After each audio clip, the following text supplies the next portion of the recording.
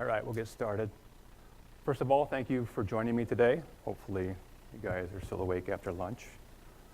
My presentation is on how Cars.com developed a geospatial solution to identify 7 million leads for our dealership lots. You get the corporate stuff out of the way. So I work for Cars.com.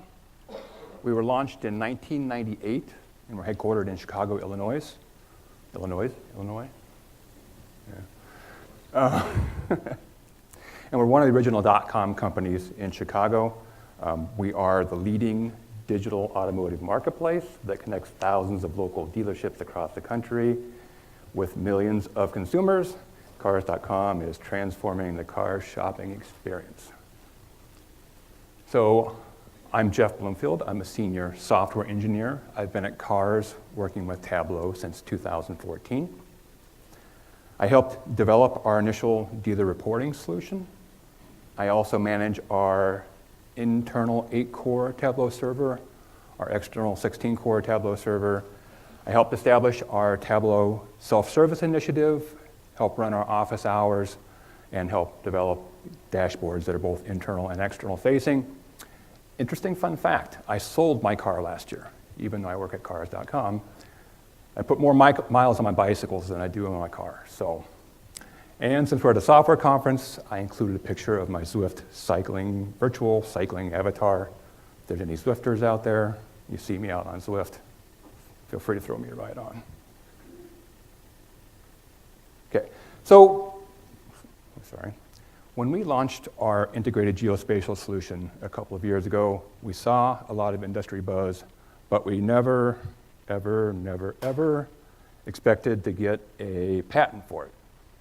And no, the patent wasn't for the Tableau dashboard. It was for the integrated end-to-end solution that we put together to capture, process, and display walk-in traffic to dealership lots in a way that had never been done in our industry before.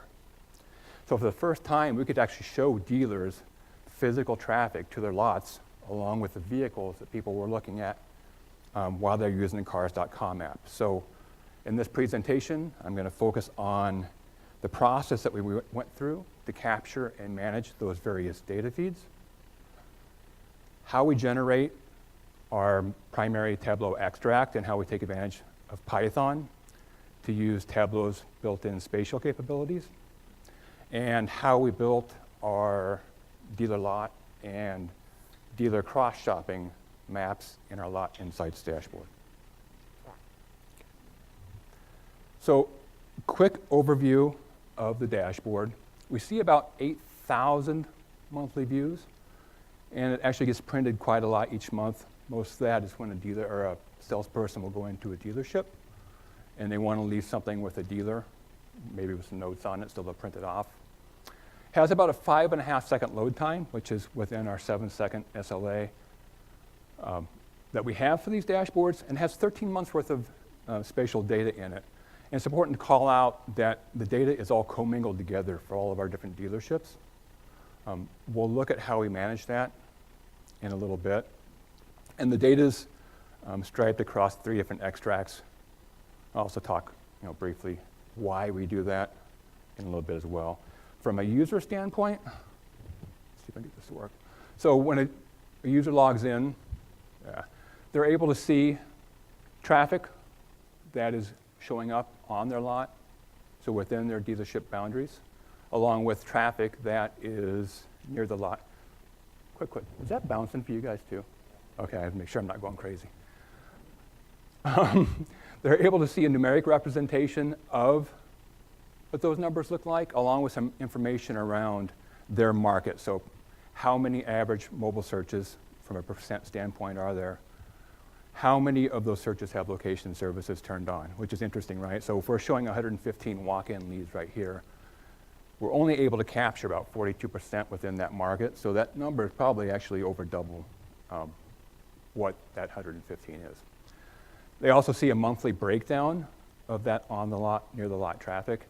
And then from a user standpoint, they can select to look at different months to see how it changes on a month-over-month basis. And again, we go back 13 months. The dealer drop-down, ignore that. That's not part of the dashboard. I did it for display purposes. that the dealer information actually gets set through our login process, which again, I'll talk about in a minute. They're also able to choose the map that they want to see. So it defaults to this view, which is your dealership. They're also able to switch it and look at what other dealerships these visitors are cross-shopping at. So, are they going to one other dealership? Are they going to 10 other dealerships? How far are people willing to go when they're looking for vehicles? And then they're also able to drill out from this view to a market-wide view. So how many people are a mile away, 5 miles away, 10 miles away, et cetera. So we use some spatial calculations to allow that capability. And then we also show on the bottom right there, does the mouse work? Okay, it does. Okay. What vehicles are being looked at. So how many are CPO, new, used, some stats around where those views are coming from. Are they being viewed on their lot, or are they coming from another lot? Is that whole cross-shopping piece. And then what are the most popular vehicles being looked at compared to what's the popular vehicles in their DMA market. So why did we build this dashboard, right? So what we're really looking to do is change the value story for our dealerships. Okay? In the past, the story had always been text leads, phone leads, email leads. And dealers were telling us that one of the most important metrics to them was people who walk in or show up on their lots. Okay? From our research, we were able to find out that people who were using the Cars.com app were likely to also have to go visit a dealership within a 1-week period. Half the people were. So we have dealers telling us that this is important information. Our own research is telling us that this is important information. But no one in our industry was able to show dealers that kind of traffic. So that's what really got us started down the path of developing this solution. Okay. So we started with a simple proof of concept. Okay. When we built this was pre-version 10. We didn't know if we could create a dealership polygon with all the polygon points and overlay that on a dual axis map with individual lat-long data. Okay. We also didn't have any data to work with. We could certainly mock some up, but we wanted to take this to management to get buy-in. So we really wanted to have some live data to work with. And so we had an event coming up for cars at Wrigley Field, and we thought, hey, this might be a great opportunity to prove this out. And so what we actually did was we mapped Wrigley Field to stand in for our dealership. So we mapped the polygon of Wrigley Field. And then we asked people who were going to the event to turn on location services on their phone and then look up vehicles that were on the car site. And so we mapped those that showed up in the field as on the lot, those who were around the field as near the lot, and then we had a couple of intrepid souls that were apparently headed to the bar already. But it was a great opportunity with a handful of records to show senior leadership that this is a solution that would really work. Okay? So now that we had that done, we now had to scale this out, which brought on a whole other set of requirements, right? So it's important to identify ahead of time what your key requirements are going to be. From a marketing standpoint, they obviously wanted to see who's showing up on or around my lot. They also want to see, and I talked about this already, what other lots are they cross-shopping? Are they going to other Honda dealerships, or are they going to Chevy dealerships, right? And they also want to be able to drill out to different distances within their DMA. From a technical standpoint, we had to figure out how the heck we were going to map 30,000 dealership polygons and then maintain that over time. We also see 35 million plus monthly searches. How are we going to manage that activity? Are we going to try to show all 35 million, or are we going to take a subset of that data, right? And then we're going to keep 13 months of data in this data extract. How do we do that with both Polygon spatial data and make it a performant dashboard that's going to render quickly? So we'll focus the rest of this on the technical piece and how we built out our geospatial data set. Okay. So the first thing we had to do was define what is a dealership lot, right? We realized fairly early on that we didn't want the dealerships to define the lots for us, not because they couldn't, but because there's a strong likelihood that everyone's going to do it a little bit differently. So we had to come up with a common set of criteria that we would use to map each of the lots. And some of it was pretty straightforward, right? It can't cross over another dealership's boundary. That makes sense. Some of it maybe was a little bit more nuanced, right? So there needed to be a buffer between a street and a dealership. And it kind of ties into the don't include inaccessible areas too, right? So if there's a big grassy area with a ton of trees, is someone going to be looking for a vehicle from there? Probably not. So, these aren't huge things, but again, we really need to come up with that standard set of criteria that would apply to each and every dealership.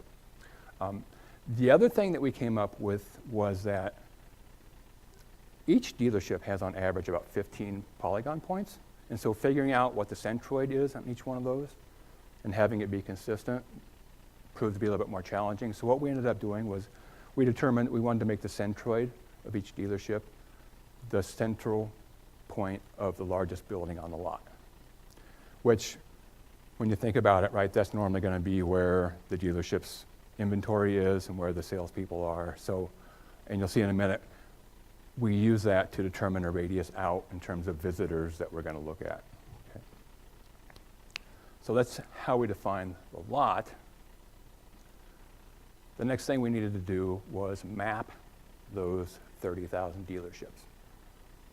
And not only did we need to map the initial dealerships, but we needed to be able to then manage updates to those dealers on a monthly basis. And so we really had two options, right? You can either do it yourself and establish those processes internally, or find a trusted mapping partner to do it with. And that's ultimately the path that we went, because we knew managing this activity wasn't in our wheelhouse. So what we do now on a monthly basis is we send that mapping partner a list of dealership names and physical addresses for them to map. And it works out about 300 to 400 monthly. And these can be new dealerships, dealerships that have moved, dealerships that have expanded their lot or maybe done some construction and the centroid or the largest building has changed. And what they do is they map out the polygon of the lot, the polygon of the largest building on the lot, and then what the lot centroid is of that building. And they send that back to us in a WKT format. And there's nothing special about the WKT format other than at the time when we set this process up, it was the easiest way for us to ingest that data directly into our Teradata database without having to do a lot of additional processing. They will also send us back a list of exceptions. So for example, the name doesn't match the address, or the address doesn't match the name, or there's just no dealership there. So we may have to do some additional investigation to find out what we need for those records to get them updated.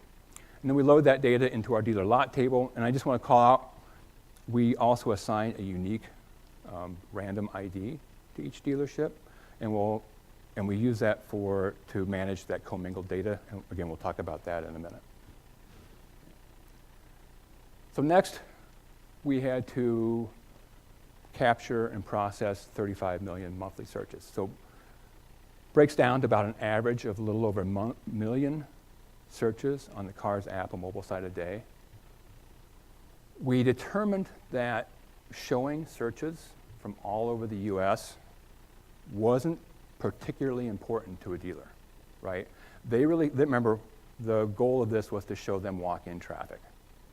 So we worked internally to come up with a criteria that we wanted to look at records that were either on a dealership lot or within 0.1 miles of that building centroid. And so we saw earlier 45, 50% of searches have location services on. So when they do, we attempt to capture the lat long of that device where the search was initiated. So about 400, 500,000 records. We take those 400,000 or 500,000 records on a daily basis, and we use a Teradata spatial function called STWithin to see if any of those point lat long locations fall within those dealership polygons. Okay. We see about 4,000 of those on a daily basis. And so we set those aside. We call those our on-the-lot records. We then use another Teradata function called st spherical distance. Hey, I said it right. To see are any of those remaining records within 0.1 miles of the centroid, and if they are, we call those our near the lot. We take those two files, we load them into our lead walk-in table with their respective flags. And a quick note at the bottom that I know Tableau has come a long way with their spatial function capabilities. And I think with 2018-3, you can do point and polygon. But with the volume of data that we're getting, I'm confident that doing all the heavy lifting in our Teradata database was the way to go instead of trying to ask Tableau to do it. So just keep that in mind when you're setting up your solutions. Okay, so prior to version 10, when we built this solution out, I don't know if anyone here has done polygon plotting on the map, especially prior to version 10, but you actually had to union together your polygon data with your point data if you wanted to display them on a map together, okay?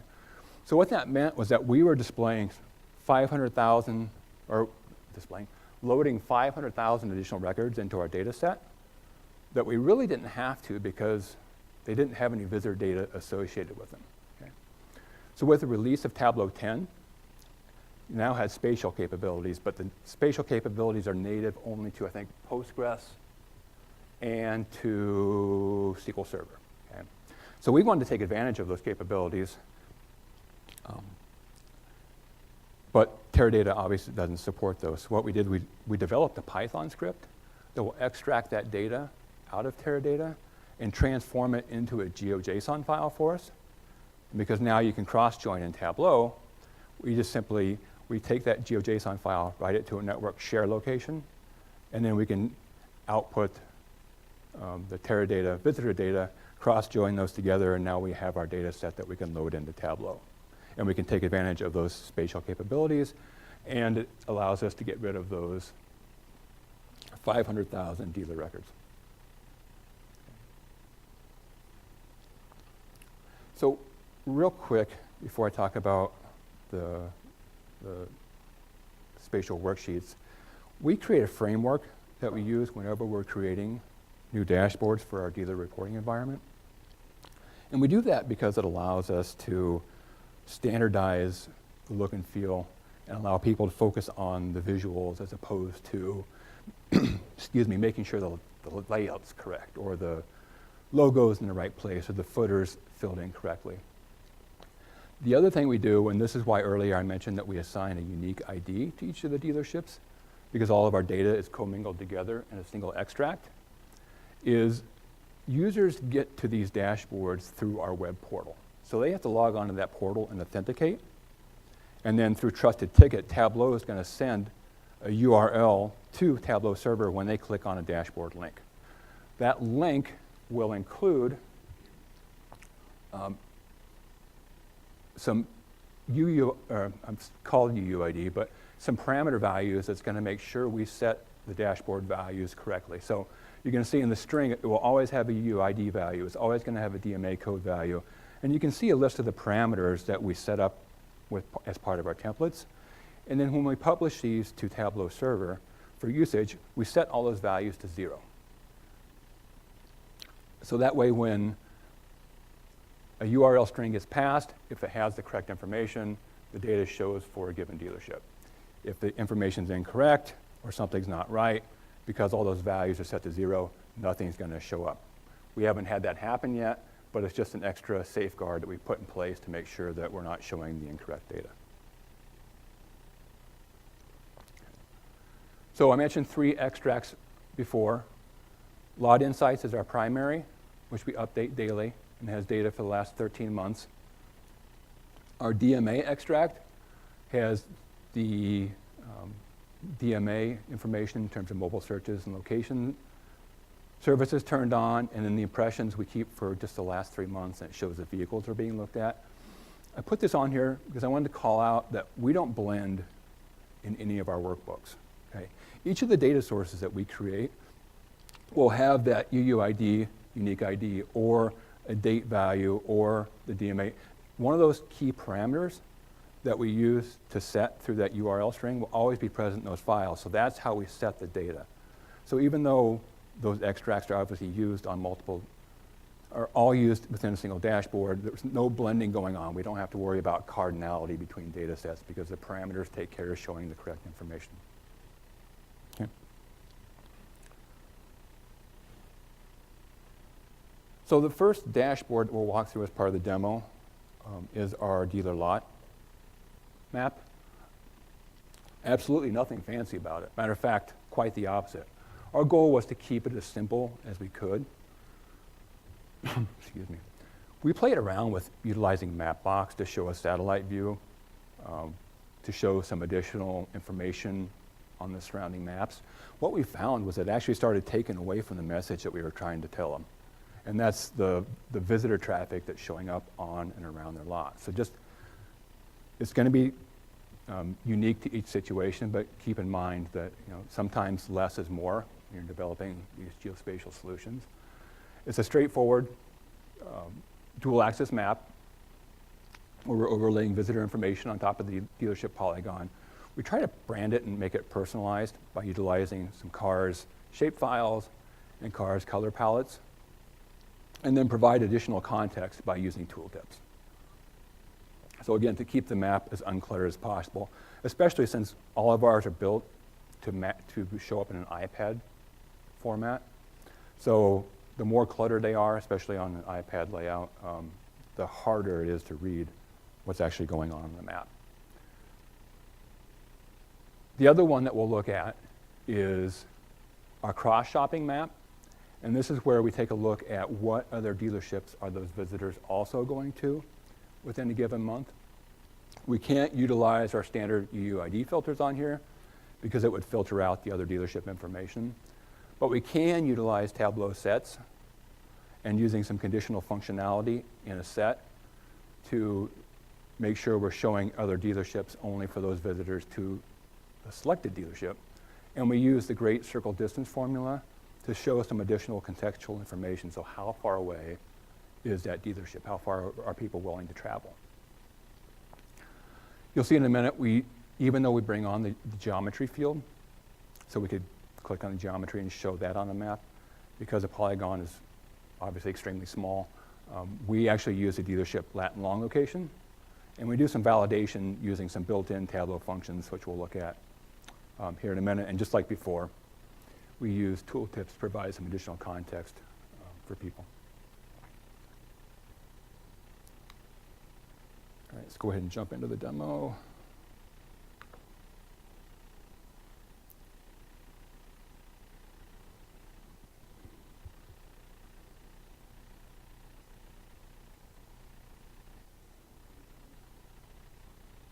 Okay.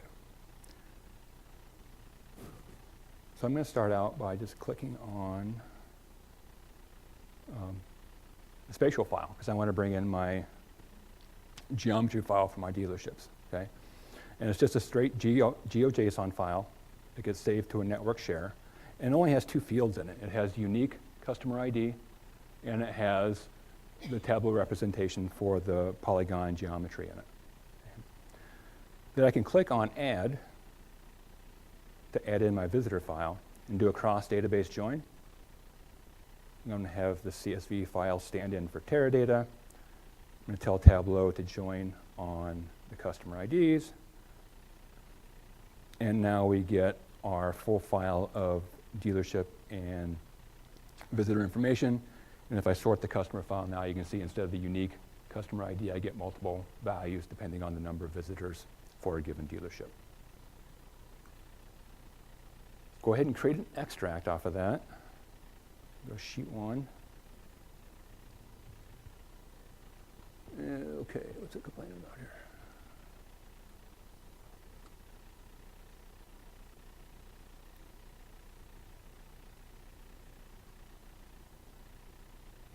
All right, so let me try saving this real quick as,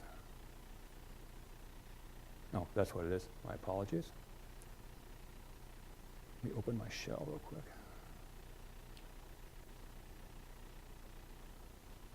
There, that's better. So here's a quick example of the template that we see each time we log in to create the dashboard. Again, header and logo information are all in one spot. the filter shelf is already set up, etc. So all I have to do as a designer is click on my sheet 1. It'll connect to my spatial file again. Bring that in. I'm going to add my cross join to my visitor file. Okay. We'll say we're joining on customer ID. Extract the data, and I'm going to go sheet 1. Okay, and you'll notice that now that there's data in there, you can see the parameters that are available to me to set up as part of this dashboard. And again, these help make sure that the view that we're rendering for the customers is correct. We'll look at those here in a second. So let me go ahead and first, let me bring some dimensions up to the dimension shelf, because they're going to confuse me if I don't. Okay, so I want to call out that, again, if you've built spatial maps using polygons prior to version 10, you had to bring on the dealership latitude, the dealership longitude, change this mark type to a polygon, bring on the path. With the new spatial capabilities, all you have to do is click on the geometry field, and it's tough to see. Let me clean this up a little bit. But I wanted to show you, if I drill in, you can see all the dealerships that are across the Chicagoland DMA, right? And as I navigate around, I get really good performance in terms of drilling in and drilling out. So the spatial capabilities they built into the tool are pretty impressive from a rendering standpoint. You go ahead and clear these off. So I'm going to build my dealership lot map. So the first thing I'm going to do is I'm going to bring on my visitor latitude and longitude. And you'll see one point, and that's because Tableau is averaging my latitude, longitude, location, okay? But the minute I bring on my visitor key and drop it onto my detail shelf, now we see almost 36,000 marks across the Chicagoland area. But a visitor can go to multiple dealerships, so I also want to bring on a visitor ID to the detail shelf. And now, although it looks like there's less information, you can see that there's actually 91,000 marks that are being displayed. So these are all the visitors across all the Chicagoland DMA. I want to filter these down to only the selected dealership. So that's where I can take advantage of my UUID parameter. And show you this real quick. Normally, there is no values in here. It's set to allowable values of all, and it's set to a value of 0. It shows you for display purposes what the UUID looks like. But I can come up to my UUID in my data field, right-click, say calculated field. I can say I want the dimensional value to be equal to the value that gets passed in the parameter. I'll give this a standard name, UUID. And the minute I drag that up to my filter shelf, you're going to notice that the geography is going to change, right? So now it's filtered down to a much, much smaller area. Right? And if I drill out, you can see it's a little dot in the Chicagoland area. Okay? And if I want to check to make sure is that working right, we can show the parameter value. Let's drag this over here. And I can select another dealership, and we should see the geography location change. So we're simulating a different UUID getting passed into the parameter value. Okay? So now I've got the dealership visitors filtered out. Now I want to filter them down to the selected month. Now I could drag on the date ID and just tell it to default to the most current month. But what happens is when the month rolls over and you have the first couple days of any given month, the dealership's going to see only a handful of visitors until the month rolls on a little bit farther. So what we actually do is we use a parameter to default to showing the previous month. Let me just open that up.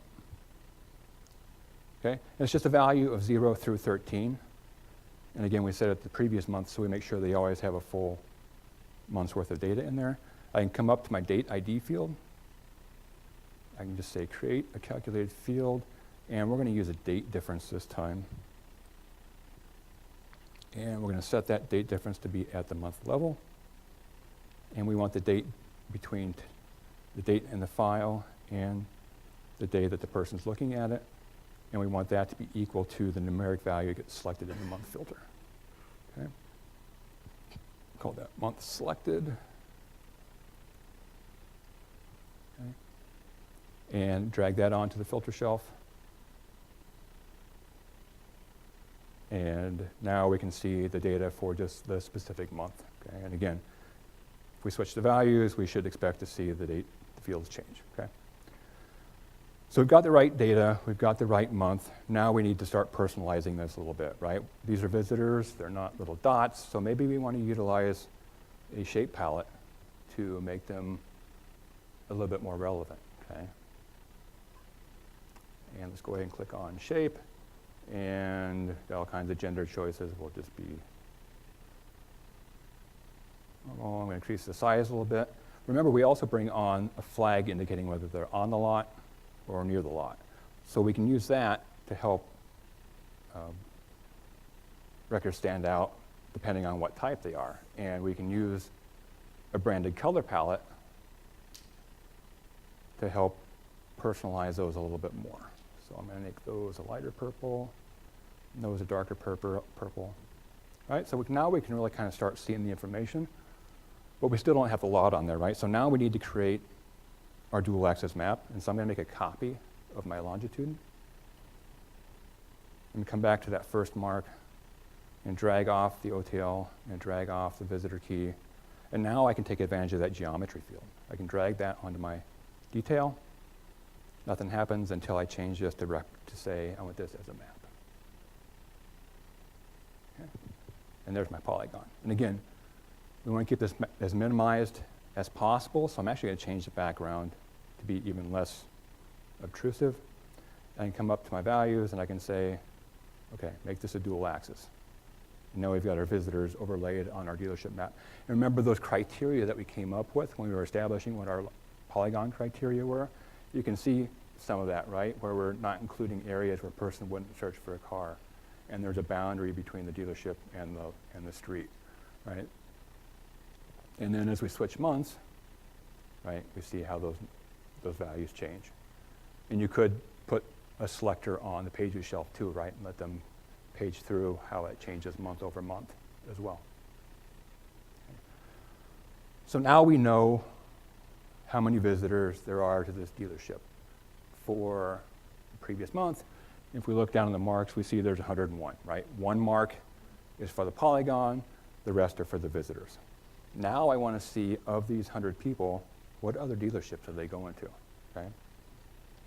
And we can do that through a set, okay? So I'm going to click on my visitor key, because that's what I want to use to identify the individuals. I'm going to create, I'm going to say create a set. Okay. And I want to use all values, but I want to make a condition. Okay? And I'm going to use an if statement. So I'm going to say if, and here's where I can take advantage of some of those Boolean filters that we created earlier. I can say if my customer UUID is true and the month selected is true, and give it a value of 1, otherwise 0. Okay? And Tableau is going to throw me an error. It's going to say it must be an aggregate value. All right, so let's go ahead and take a max, because I only want the values of 1. The zeros don't matter to me anyway. I say max. Tableau throws me another error. It says this must be a Boolean formula. Well, I know I only want the value of 1, right? So I can just say this should be equal to 1. And I can call these lot visitors.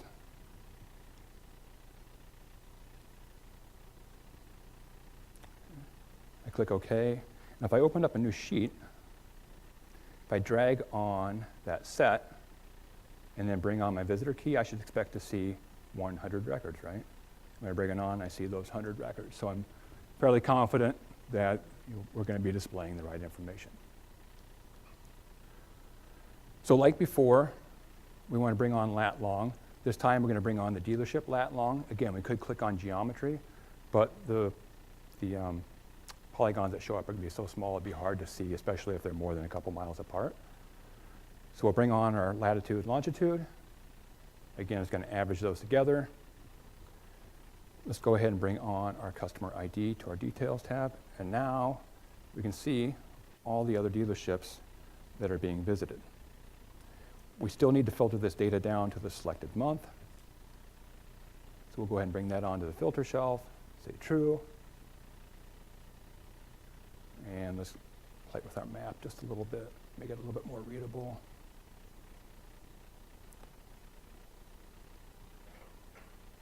Okay. So there's all the dealerships that have been visited by those visitors within that given month. Now, the next thing I want to do is I want to call out what dealership did they originally go to and what other dealerships did they also visit. So I want to create something that I can drag onto my color shelf. Now, I can't use customer name, I can't use customer ID, because A, it would assign a color to each individual dealer. So what I want is one color for the dealership that went to, and one color for the dealerships that were cross-visited. So what I can do is I can take advantage of this customer UUID filter again. I can create a new calculated field, and I can say if that value is true, right? It's a Boolean value, it's going to default to either true or false. Then give it a value of green. Otherwise, give it a value of purple. And we'll call this RC cross dealer color. Okay. And I can go ahead and bring that onto my color shelf. And now it all becomes much easier to be able to see where the primary dealership was. And just like we did on the visitor map, let's go ahead and take advantage of our color palette.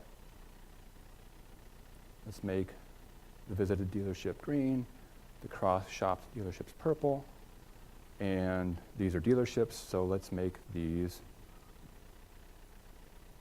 cars, right? Let me take advantage of our cars palette. Okay. So maybe I play with the size a little bit. Right, and so now we can start seeing where all those other dealerships are. The next thing I want to do is I want to show how far away people are going. So I'm going to map how far away those dealerships are. I'm going to cheat. If you do a search for Tableau and Great Circle Distance, you'll find this calculation out there. Since I can't remember that, I'm just going to go ahead and copy it. And go back to my calculation. And let's create a new calculated field. And so there's a reason why I went with green and purple when I created our color. As you notice, this is a lookup calculation, right? Just taking a look at the first latitude and comparing it to the other latitudes. Same thing on the longitudes.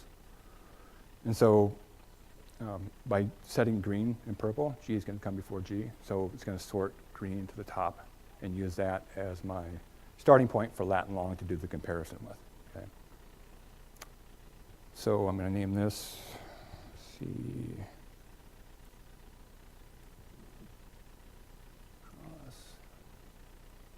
Dealer distance. Okay. We can go ahead and bring that on to our label. Well, I'm going to go ahead and bring on my customer name too. And I want to make that an attribute because I don't want it part of the compute. And you notice it's showing 0 for everything, right? That's because it's defaulting to computing using the table crossed. If I switch it to use customer ID, you'll see that the value changes. And maybe we can format that a little bit. We only want 1 decimal point. And we want the customer name on the top. And we want to put miles on here, right? So that we can really start calling this out. Maybe we'll make this a little bit smaller. Okay. Kind of hard to read. Let me increase that just a little bit.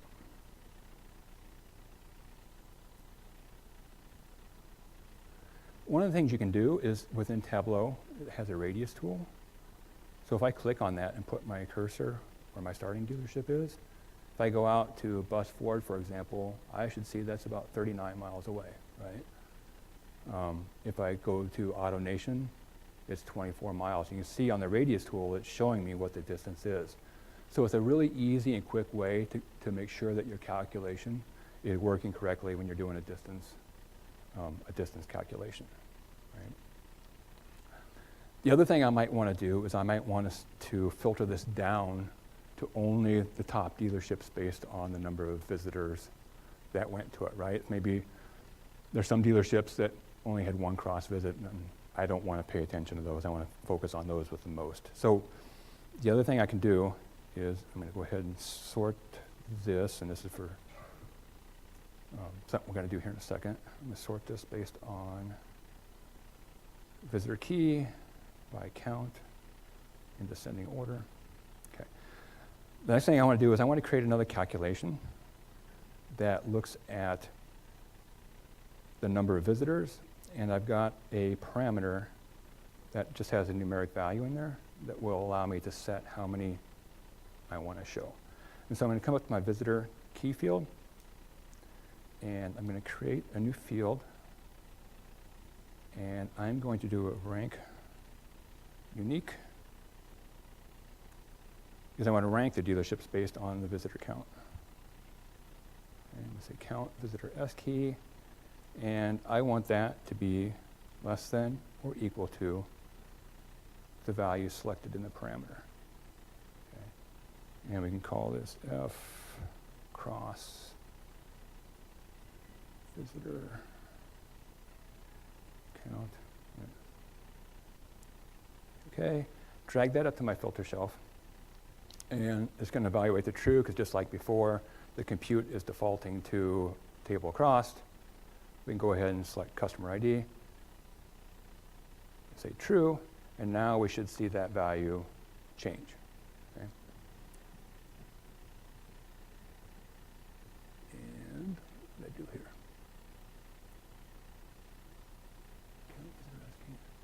Yeah, month wasn't the right thing to choose, was it? Let's choose cross to show. Okay, that looks a little better. So now we can give the users the ability to come in here and start choosing, okay, how many do I want to see? And if we want to even include some more information on here and give them maybe a bar chart that supports this, right? We can right click on here. We can say duplicate as crosstab, and let's drag this off, and let's drag on our count, right, and maybe reorder this so that the compute works correctly. You can see how it sorts green to the top. We don't care about showing that, so we can hide those couple fields. We don't care about the distance, and let's drag this up to our bar, to our shelf, right? And now we can also use that color field that we created earlier, right? So now it starts really calling out, and as I change this number, I would expect to see that change the number that is being shown, right? So what I do in the actual dashboard is then I bring these on right next to each other, and then as a user hovers over a dealership, it will highlight it on the map so that they can see which dealership they're looking at. Okay. So that's just a couple of the maps that we create. I think the only other thing I had was where we're headed to next. Okay. So it's something that's constantly evolving. For example, we have looked and we're still looking at possible Mapbox integrations. Maybe not a satellite view, but a map with some more details on it, especially for the maps that we allow the users to drill out to distances that are farther away. We will evaluate the 2018 point and polygon functionality. Like I said, we're fairly confident that doing all the heavy lifting in the database is the way to go for this solution, but I could really see that being an option for a smaller data set.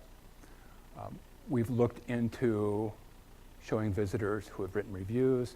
We've also investigated integrating visitor data from from third-party vendors as well. Like I showed earlier, 45%, 50% of location services are turned on for the leads that we capture. So is there a way to augment that for people who have maybe gone on the car site in the last couple of days? So those are all areas that we're looking on how we can expand the solution that we've built. Any questions? Yes?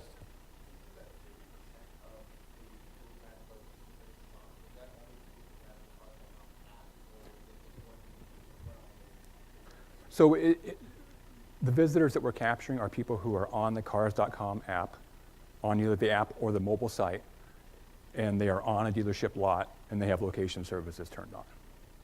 And the data is all anonymized, so we don't know that it's Jeff Bloomfield that's looking at the car. We just know that someone was looking at, 2015 Accord.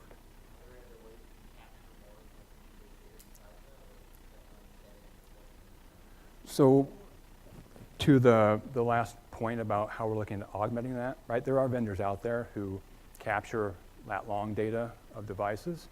So one of the things we're looking at is, can we partner with them? And if we know a device ID has gone on the car site and looked at cars in the last X period of time, can they, and that vendor can find that device on a dealership lot at some point, is that traffic that's meaningful in some way to us or the dealership? Yes, sir. I think it was very strong.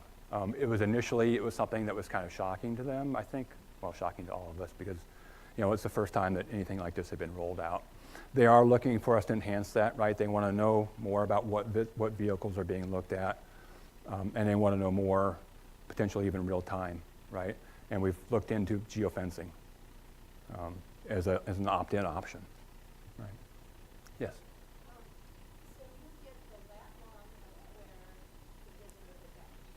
Do you calculate the distance between the dealership and that and store it into your data and push that into Tableau? yeah, so we, And then do find all these visitors between 0 and 0.1 and map them? yeah, so we capture all of the impression data that we get with lat long and store that in impressions table. You do that circumference calculation to get the distance between. Yeah, so we load into a separate table. We call it the lead walk-in table. Those visitor records who are within 0.1 miles of a dealership, because we don't have. Yeah, because we don't want to have to query the whole impressions table each day to get the correct data. Yes, sir.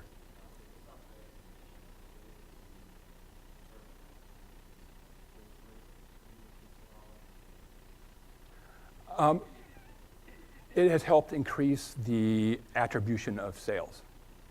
So, in the past, we were always measured by how many phone leads or how many text leads were given a dealer. It's a different ballgame when you can tell a dealership, hey, last month we had 50 people on your lot using the cars.com app looking at stuff.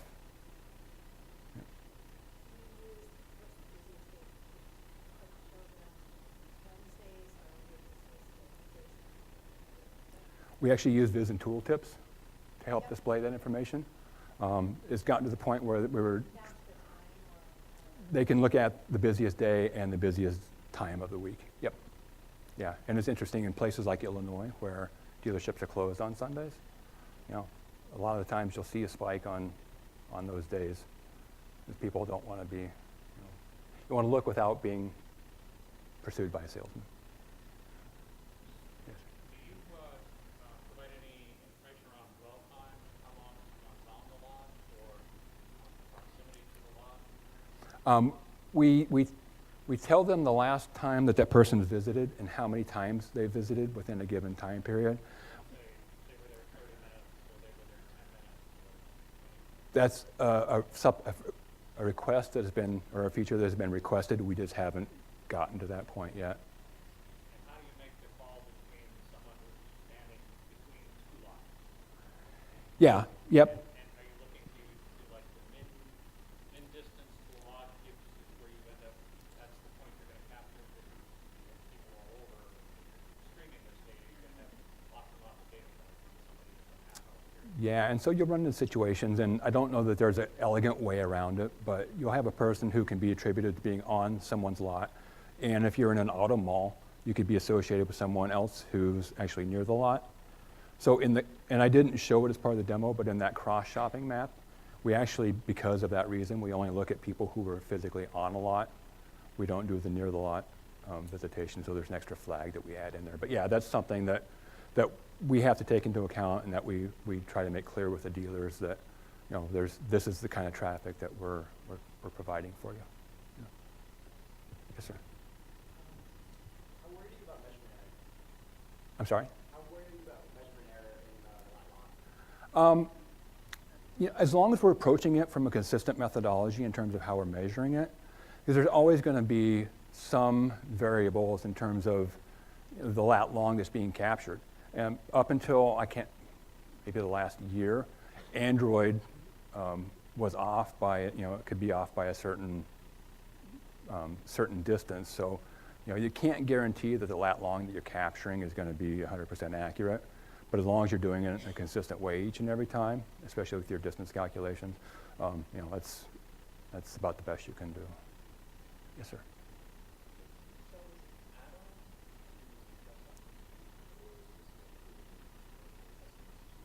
This is included in their base package, so every dealership that is a Cars customer is able to use this. We also maintain this for prospects as well.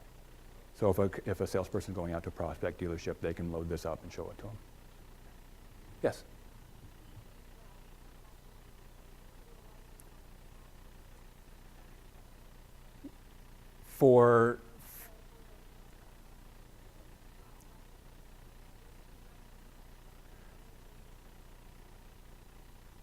No, so as long as the device has location services turned on, you're talking about capturing the lat long of the device? Yeah, so if you're on the Cars app, you know, if you have the app installed and you're on a dealership lot and you're looking at a vehicle and you have location services turned on, then we try to capture your lat long location.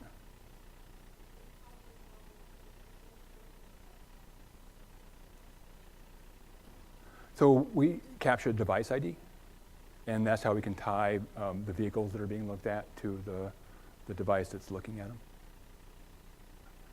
Yes, sir.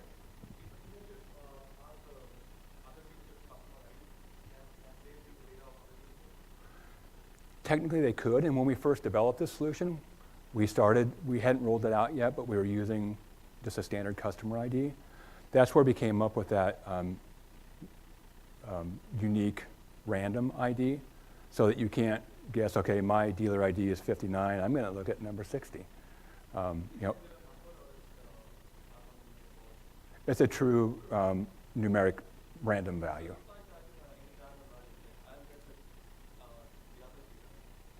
Well, you also have to be authenticated into our web portal. Yeah. If you were able to type in that 20, numeric random number, then technically, yes, you could see that. Yes.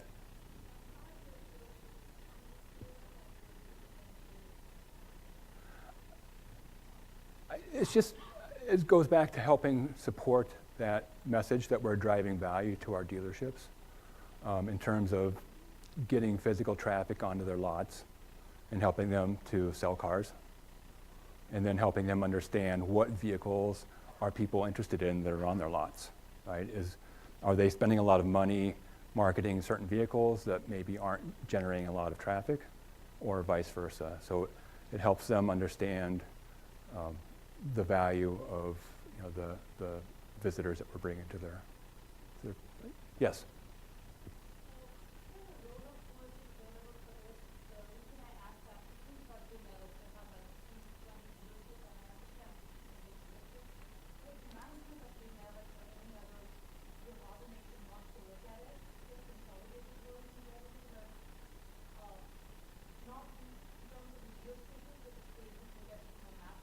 Yeah.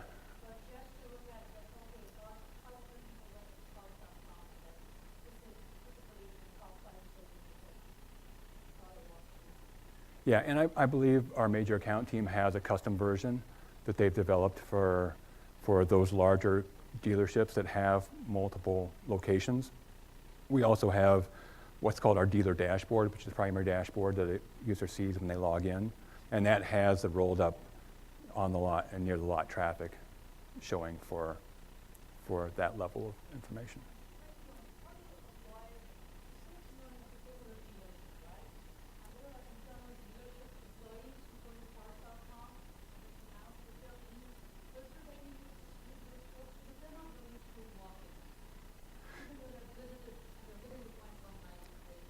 Yeah, and we don't do anything right now to filter out that information. The limited research that we've done showed that we don't see a lot of that. You know, someone will go on and look at a vehicle that works there, but we find that it's not a consistent thing. They may do it a couple times and they stop doing it. So it ends up being a very small number. Yes, sir. If we look at it across each month for each dealership, across the 13 months,